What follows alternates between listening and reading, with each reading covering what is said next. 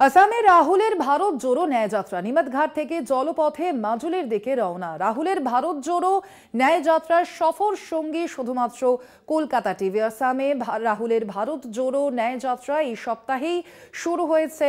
রাহুলের ভারত জোড়ো ন্যায়যাত্রা এবং আজই তার ৬ষ্ঠতম দিন। মূলত ভারত জোড়ো যাত্রার পর জনসংযোগ যাত্রার রাহুল গান্ধীর এটি দ্বিতীয় পর্যায়।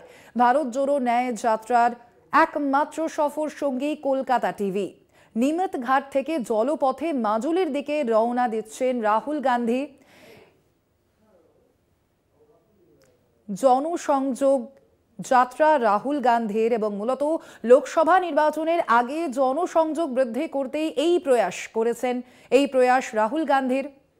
আসামে রাহুলের ভারত জোড়ো ন্যায়যাত্রা নিমতঘাট থেকে জলপথে মাজুলির দিকে রওনা দিচ্ছেন রাহুল গান্ধী। আপনারা দেখতে পাচ্ছেন সেই চিত্র।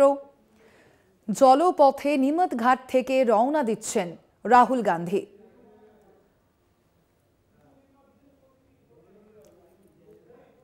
এ বিষয়ে আরো বিস্তারিত জানবো। ফোন লাইনে রয়েছেন আমাদের বিশেষ প্রতিনিধি সুচন্দ্রিমা। সুচন্দ্রিমা, আজকে রাহুল গান্ধী ঠিক কোন দিকে যাচ্ছেন এবং অবশ্যই জানবো যে এই জনসংযোগ যাত্রায় কেমন সাড়া পাচ্ছেন রাহুল গান্ধী?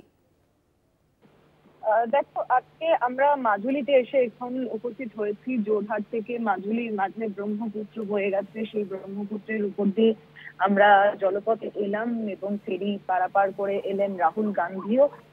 একই সঙ্গে দুটো নৌকো নিমতি ঘাট থেকে তারা উঠলেন এবং আমরাও আরেকটি বোটে উঠলাম এবং দুটি বোট একসঙ্গে মাজুলিতে এসে উপস্থিত হয়েছে।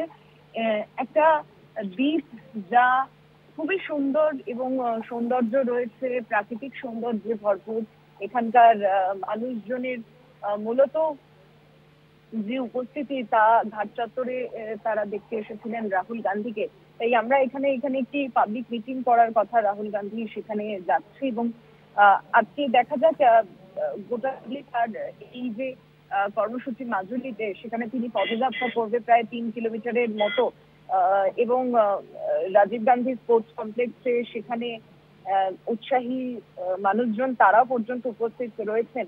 তাই আমরা এখন সেখানেই যাচ্ছি যে আজকে এই যে সফর ৬ষ্ঠ দিন, দেখতে দেখতে প্রায় ১ সপ্তাহ হতে চললো এবং প্রায় মণিপুর থেকে শুরু হয়ে যে যাত্রা আমরা অসমে এসে পৌঁছেছি, তা আগামীকাল আমরা অরুণাচলের দিকে যাব এবং তারপরে একটা যে অসমের বাকি অংশটা 18 থেকে 25 পুরো এই দিন অসমের এই দিকটায় শেষ করে উত্তর পূর্ব ভারত যাত্রা এগিয়ে যাবে বেঙ্গলে এবং সেখানে অনেক মানুষ উপস্থিত রয়েছেন। তাই আজকে কর্মসূচিতে পাবলিক মিটিং রয়েছে। সেখান থেকে তিনি কি বার্তা দিচ্ছেন? অবশ্যই এখানে ডাবল ইঞ্জিনের সরকারের গতকাল যে ভূমিকা এবং গতকালের বিভিন্ন জায়গায় মানুষজনকে আমরা জয় শ্রীরাম ধ্বনি দিতে যেমন শুনেছি, ঠিক তেমন ভাবে সরকারি প্রকল্পের মাঝখানে মহিলারা বেরিয়ে এসেন, তারা রাহুলকে দেখতে পেয়েছেন। এই যাত্রা শেষ হওয়ার পথে একটি নিরাপত্তা ব্যবস্থা নিয়ে প্রশ্ন তুলে অসম পুলিশ এফআইআর করেছে এবং যাত্রার অভিযোগে যে তাদের বক্তব্য যে এখানে যাত্রা রুট ফলো করা হয়নি, সেই এফআইআর এর